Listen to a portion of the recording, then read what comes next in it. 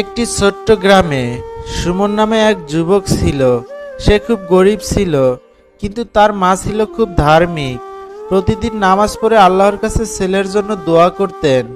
একদিন সুমন শহরে কাজ খুঁজতে বের হলো।